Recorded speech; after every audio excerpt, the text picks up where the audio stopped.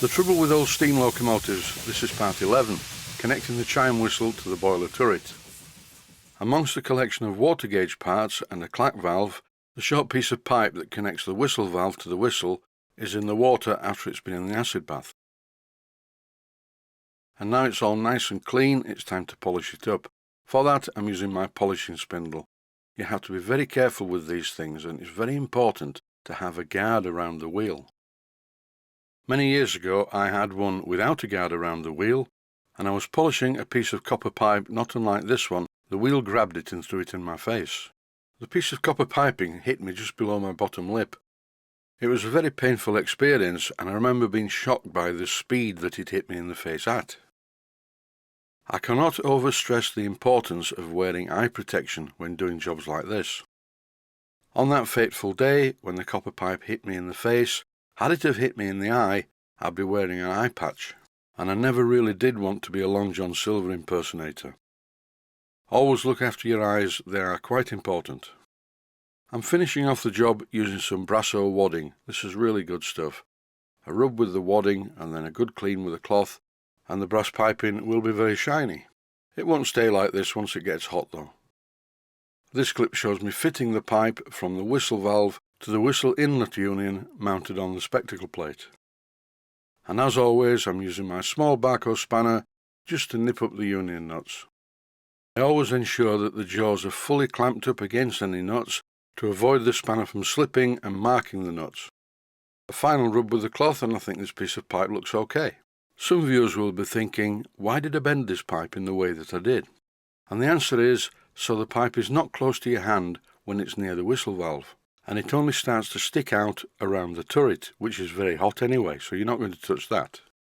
Now I need to make up another piece of pipe to go from the turret to the whistle valve. I'll just point at it with the scriber. It's going from here to there.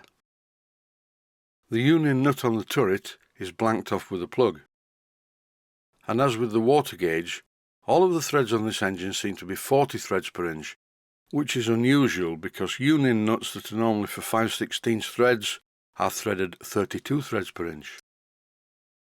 And now I have a bit of a problem. The plug on this union nut is tapered, but the face on the turret is flat, which means the union nut's going to be a bit too long when I put a flat face union in there. And also, to further complicate matters, the hole in the nut is too small for my unions.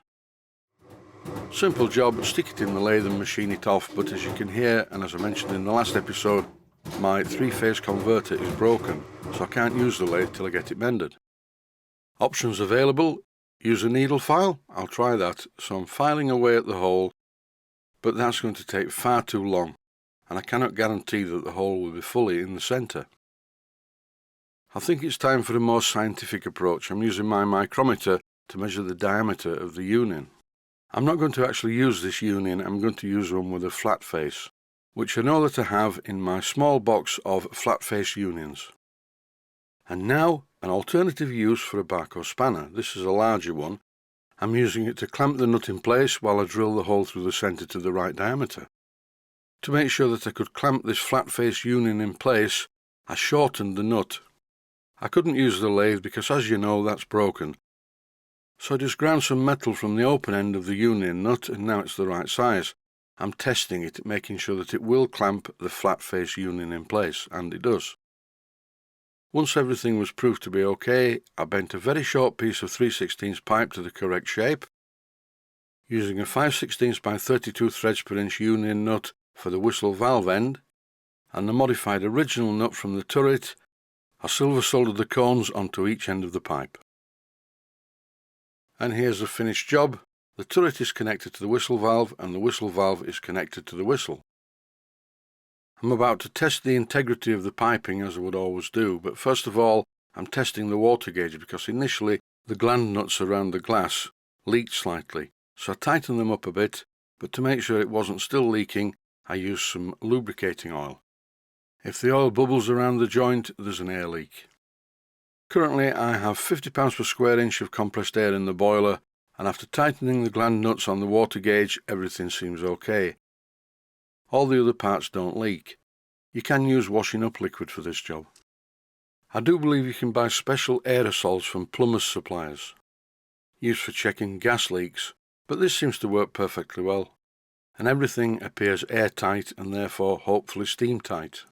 In this clip you can clearly see some bubbling of the oil around the lower gland nut in the water gauge, but tightening it sorted it out. Time to test the whistle.